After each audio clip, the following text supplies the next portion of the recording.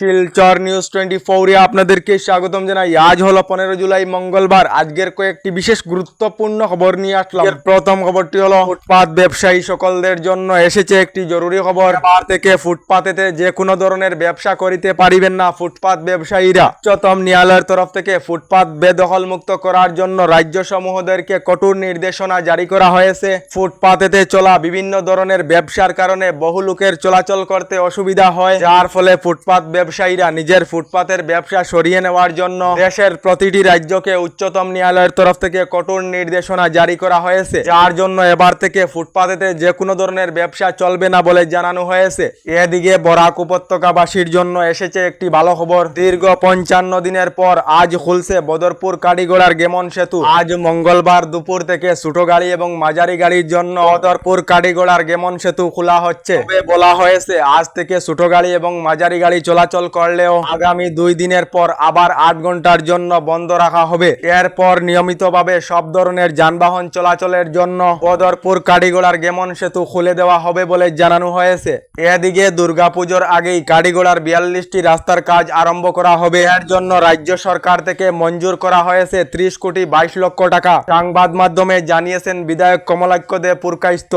এদিকে বিহারের ভোটার তালিকা থেকে বাদ পড়বে প্রায় 35 লাখ ভোটারের নাম। ভোটার তালিকায় অন্তর্ভুক্ত রয়েছে মৃত 12.5 লাখ ভোটারের নাম। তার সঙ্গে প্রায় 17.5 লাখ ভোটার বিহারের স্থায়ী বাসিন্দা নয়। তার সঙ্গে প্রায় 5.5 লাখ ভোটার নিজের নাম দুবার করে পঞ্জীয়ন করেছে ভোটার তালিকায়। তার জন্য বিহারের ভোটার তালিকা থেকে প্রায় 35 লাখ ভোটারের নাম বাদ পড়বে বলে খবর এসেছে।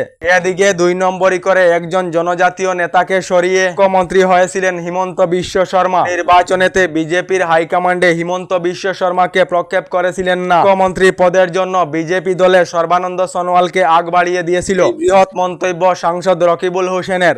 এদিকে রাজ্য সরকারের কথা শুনলে যেন হয় বাগানিয়া মানুষদের কোনো অভাব নেই, তাদেরকে সকল সুবিধা দেওয়া হচ্ছে রাজ্য সরকার থেকে। কিন্তু নিজে এই অঞ্চলগুলিতে উপস্থিত হয়ে বুঝতে পেরেছি বাগানিয়া মানুষেরা কতটুকু সমস্যার মধ্যে রয়েছেন। বাড়ির বান পরিস্থিতি পরিদর্শন করে মন্তব্য গৌরব গগৈর। এদিকে রাজ্য সরকারের অরুণোদয় প্রকল্প সহ বিভিন্ন প্রকল্পের লাখ হিতাধিকারীদের জন্য এসেছে একটি ভালো খবর। গতকাল রাজ্য সরকার থেকে অরুণোদয় প্রকল্প সহ বৃদ্ধা পেনশন, বিধবা পেনশন এবং দিব্যাঙ্গ পেনশনের হিতাধিকারী সকলদেরকে রাজ্য সরকার থেকে টাকা প্রদান করা হয়েছে। অরুণোদয় প্রকল্পের 1250 টাকা সহ বিভিন্ন প্রকল্পের টাকা রাজ্য সরকার থেকে হিতাধিকারীর ব্যাংক অ্যাকাউন্টেতে প্রেরণ করা হয়েছে বলে জানানো হয়েছে।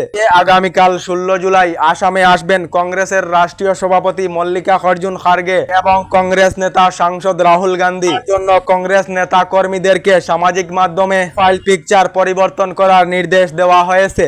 এদিকে কৃষক সকলদের জন্য এসেছে একটি ভালো খবর। যে সকল কৃষকেরা প্রধানমন্ত্রী কিষাণ সম্মান নিধি যোজনার অধীনে রয়েছেন, এই সকল কৃষকেরা যে কোনো মুহূর্তে পিএম কিষাণের 20 নং কিস্তির টাকা লাভ করিবেন। যার জন্য যে সকল কৃষকের ব্যাংক অ্যাকাউন্ট অথবা পিএম কিষাণের ইকেওয়াইসির বাকি রয়েছে, সকল কৃষকেরা শীঘ্রই ইকেওয়াইসি সম্পূর্ণ করার জন্য জানানো হয়েছে। কারণ হলো কৃষকেরা এই জুলাই মাসেতে পিএম কিষাণের 20 নং কিস্তির টাকা লাভ করিবেন বলে খবর এসেছে।